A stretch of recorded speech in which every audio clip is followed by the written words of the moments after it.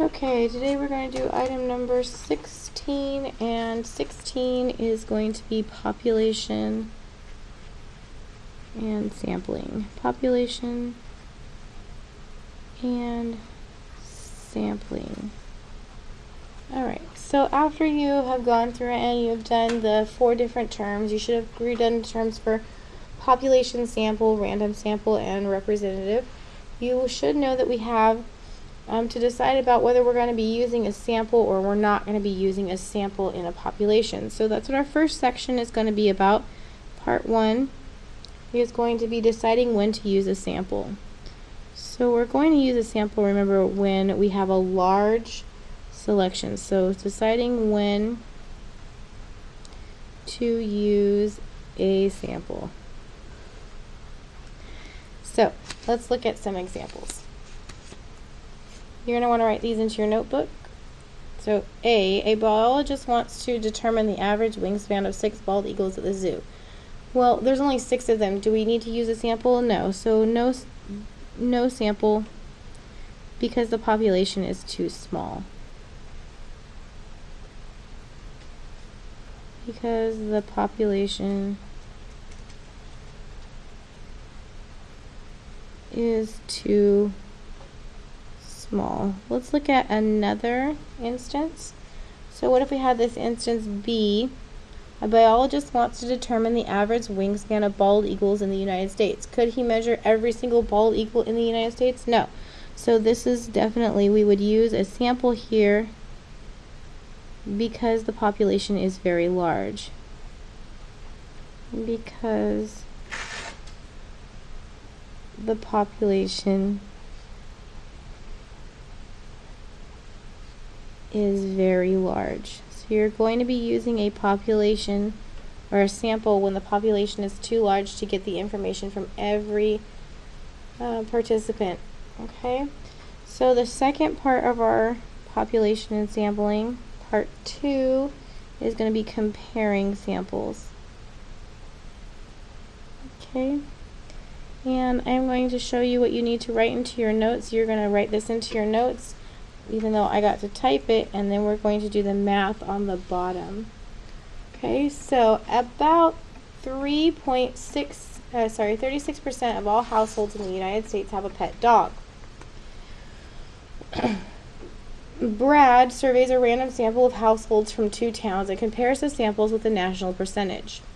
So here's what his survey looked like. He surveyed town A and town B, and he found that there are 11 households with dogs and 9 without. These are random samples, and not all the houses, but some of them. And in town B, he sampled the same number of houses and found that 7 had dogs and 13 did not. So for each of these samples, we're going to find the percent of the households that have dogs and compare those to the national average. So let's start with town A. For town A, we're going to do the number of dog households divided by the total number. So here we have the number of dog households, which is 11, over the number of total, which is 11 with and 9 without. So that's 11 plus 9, which is equal to 20. 11 over 20 is equal to 0.55, which is equal to 55%. Okay, town B, we're going to do the same thing. We're going to do the number of dog households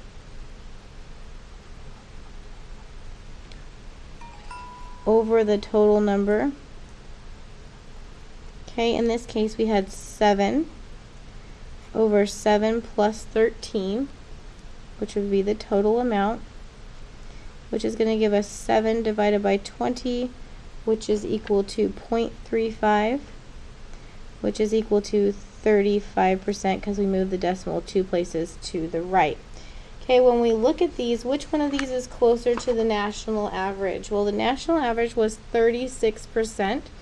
Town A is not representative of a average household in the United States, right, because it's a lot bigger, but town B is very similar to what the national percentage of people who have dogs. So given the data about this random sample, you can make predictions or evaluate claims about the entire population, right? So everyone it looks like the population of this town has 55% of them have dogs.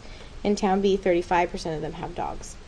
Okay, so you can go ahead, pause, or do what you need to do to get to the next place, and we're going to keep going with part 3, but I need to turn the page. Okay, so for part 3, we're going to be evaluating part 3. We're going to be evaluating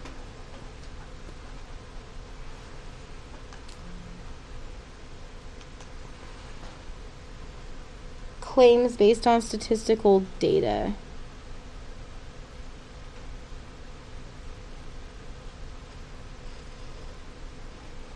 So we're going to look at another word problem, statistical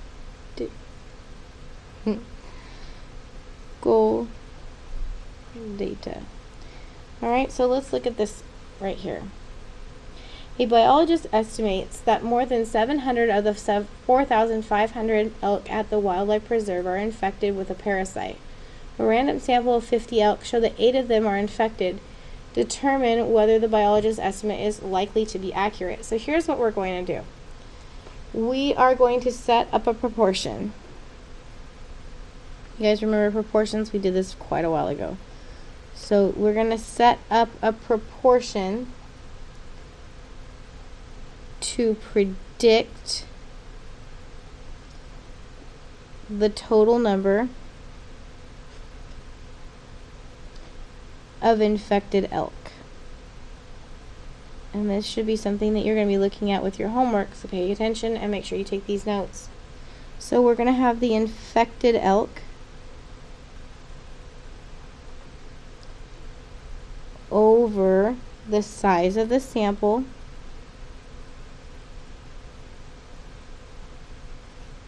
that's going to be equal to the infected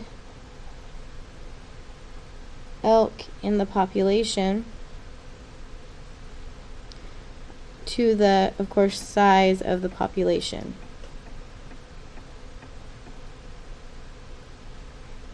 Okay, we know lots of this information.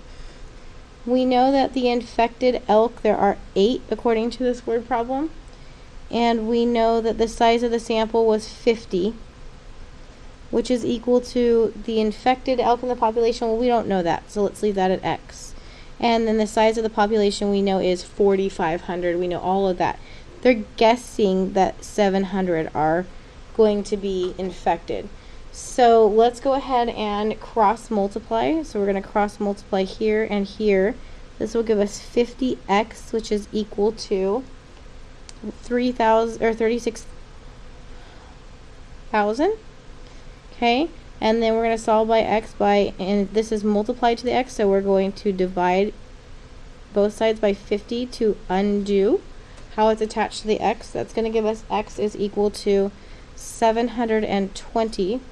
So that is going to tell us that there are approximately 720 infected elk in our population. So was his guess right? He said there was about 700 infected elk. We figure there's probably about 720 elk.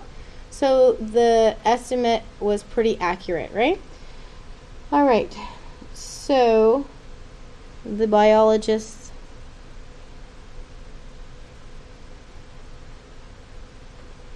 estimate was accurate. All right. So you are going to finish taking these notes. Then you are going to get the homework off the wall. It is a worksheet with approximately 7 problems. You are going to do all of those problems. And that'll be due tomorrow in class. If you have any questions, you can email me. Otherwise, have fun on your homework.